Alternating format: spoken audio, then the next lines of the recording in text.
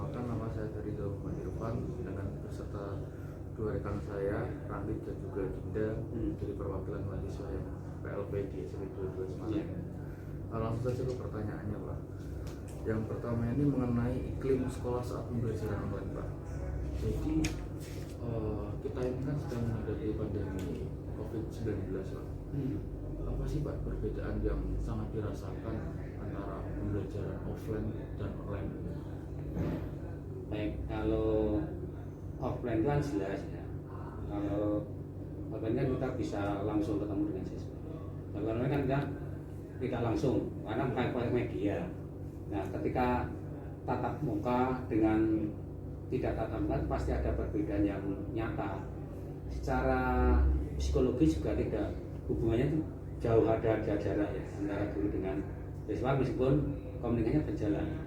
Kemudian juga transfer keilmuan maupun pendampingan karakternya kan juga kalau online itu kan tidak bisa maksimal. Jadi intinya apa? Ketika pembelajaran daring itu harus banyak permakluman. Permakluman itu artinya, oh ini begini ya, maklum lah karena memang seperti ini. Tetapi memang semuanya harus berusaha untuk bisa mengawal siswa itu mencapai target yang sudah ditentukan. Mengenai pembelajaran online sendiri, Pak, tadi Bapak menyebutkan mengenai pemakluman. Pemakluman seperti apa yang Bapak maksudkan? Apakah seperti dari segi pengumpulan tugasnya atau mungkin capaian belajarnya atau seperti apa itu? Banyak hal. Jadi kalau pemakluman pertama, ketika guru menyampaikan sesuatu, mentransfer ilmu kok tidak bisa sesuai harapannya, ya kita maklum. Karena kan kita komunikasinya jarak jauh, ada sesuatu waktunya juga dibatasi dan sebagainya. Kemudian ketika kita menyampaikan di sana tanggapannya sebenarnya juga kita nggak tahu apakah aktif seperti gurunya apa tidak, kan kita nggak tahu. Ya kita malu memang karena itu muncul manakala terjadi di saat pembelajaran online. Kemudian juga tugas-tugas yang pengumpulannya mungkin terlambat. Ya kita kan tidak bisa memaksa harus sekarang. Sanksinya gimana? Masih mending ketika mengumpulkan daripada tidak, kan begitu. Permakluman juga banyak hal yang perlu dimaklumi. Maka ketika kita tidak memasang kata kunci permakluman, nanti adanya emosi toh. Ini maunya gimana? Loh kok maunya gimana? Kan kita bukan bertanya itu. Kita mencari solusi, ini harus begini, ini harus begini. Kita bangun komunikasi, kita perbaiki cara kita bangun komunikasi dengan orang tua, dengan siswa. Kalau ini masih tersumbat, kita cari yang lain, solusi yang lain, kan begitu. Tapi kalau sudah terbentur hanya ininya, tapi yang mana bukan tapi meneh, permakluman itu bukan tapi meneh, tapi kita harus membuka komunikasi supaya pihak sekolah tidak disalahkan, orang tua juga tidak menyalahkan dan merasa bertanggung jawab, siswa juga mendapat perhatian, kan begitu. Kalau kita hanya kamu kan harus permakluman ditafsirkan, ya piye wong kanane bukan gitu. Artinya ada kondisi kita paham, jangan terus emosi. Tapi ada kondisi ini kita terima, kita cari solusi, itu bahasanya. Tapi kalau permakluman dimaknai, piye kahanane ini, keliru itu. Lalu mengenai kegiatan persekolahan sendiri, Pak, seperti kegiatan ekstrakurikuler, terus lomba-lomba, itu sekarang keadaannya gimana, Pak? Kalau ekstrakurikuler itu kan sebenarnya ekstranya banyak. Ada pramuka, ada musik, ada BTA, ada silat dan sebagainya. Tapi yang bisa dilaksanakan itu pramuka itu pun secara daring. Dan mengapa kok yang lain, yang pramuka bisa dilaksanakan, yang lain tidak? Karena kan di prasyarat penilaian itu kan siswa itu harus punya nilai pramuka itu wajib, maka harus dilaksanakan meskipun dalam kondisi yang terpaksa itu tadi nggak maksimal juga karena daring, pelatihnya berapa, pertemuannya berapa, tugasnya seperti apa, kan itu. Kemudian yang tadi yang lomba-lomba yang diikuti yang sifatnya juga daring. Kalau yang langsung ya sementara belum, karena nanti bisa melanggar protokol kesehatan, dan juga yang tidak mengeluarkan anggaran terlalu besar. Kalau mengeluarkan anggaran terlalu besar ya kami tidak berani karena ada rambu-rambunya. Tidak semua lomba meskipun daring diikuti ya enggak, kita seleksi lah seperti apa prosedurnya dan sebagainya. Pak, mengenai soal itu, penerimaan rapot juga rapat-rapat paling sendiri dari pihak sekolah seperti apa? penerimaan rapor sampai sekarang masih secara online. Jadi rapor ditahan, tapi informasi miliknya disampaikan secara online. Kemudian untuk rapat-rapat, memang kadang kalau komunikasi ke orang tua itu pernah saya coba pakai Zoom, tapi karena yang berpartisipasi kok tidak sesuai dengan harapan, maka ini tadi kan ini kan hari ini 3 hari ini kan kelas 7 kami undang orang tua langsung, tapi tetap menjaga protokol kesehatan supaya apa?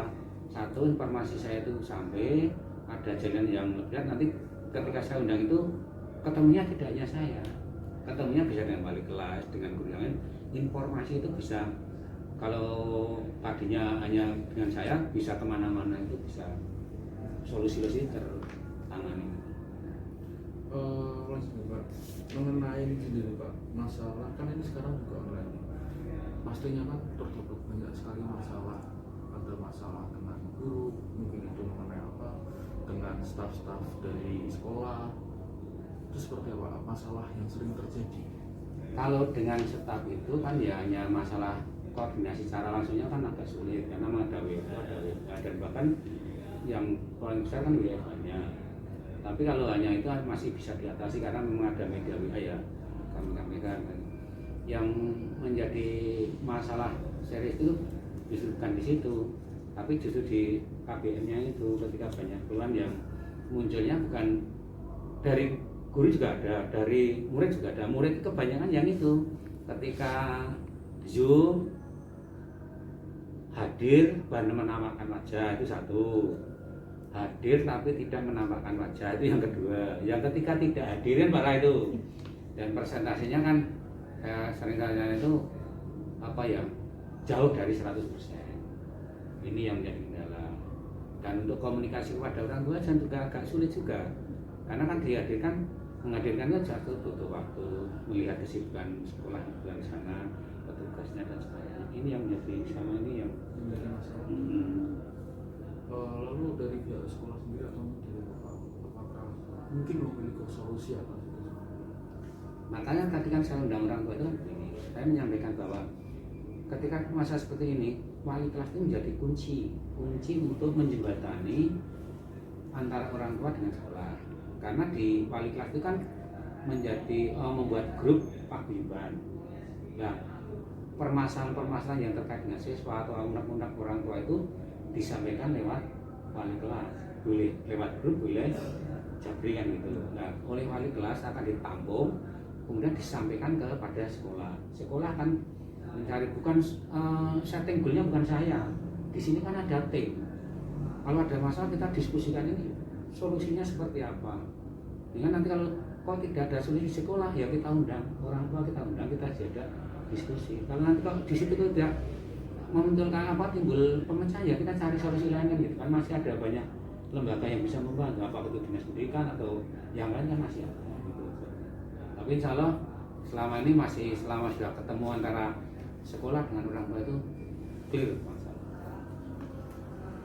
Untuk pertanyaan terakhir, dari Bapak sendiri lebih memilih offline atau online untuk pembelajaran sendiri? Kalau saya selama kondisinya itu aman, ya tetap offline. Iya, itu karena apa? Target materi bisa terukur sekali, pendampingan karakter siswa itu jalan. Kalau ini enggak jalan, susah dia jalan tapi nggak bisa. Bisa maksimal. Ya, ini tadi permaluan ya, semalam lah begini. Gitu gitu. Mungkin ada pertanyaan lagi silakan. Silahkan dari nanti atau tidak. Sudah sepertinya Mungkin terwakilkan. kasus-kasus sama ya, antara sekolah yang satu dengan yang itu hampir sama, tapi memang cara mengatasinya mungkin sedikit banyak gak sama, tapi mungkin ada irama-irama atau warna yang berbeda, ada kadang-kadang. Karena itu kembali karakter orangnya. Saya Iya. kepala sini dengan kepala sekolah ini kan juga nggak sama. Gitu, jadi mahasiswa pun satu dengan lain nanti ngajar juga nggak bisa sama. Satu perguruan tinggi loh ya. Iya. Itu nggak bisa sama karena memang ada semacam bawaannya bisa yang mengalir, yang melandasi cara kinerjanya gitu. Sekian Pak. Nggih. Terima kasih atas waktu yang diberikan. Mudah-mudahan manfaat, nanti disaring ya informasi itu diolah baik sehingga dibaca, dicerna itu bisa ditindaklanjuti. Terima kasih Pak. Nggih.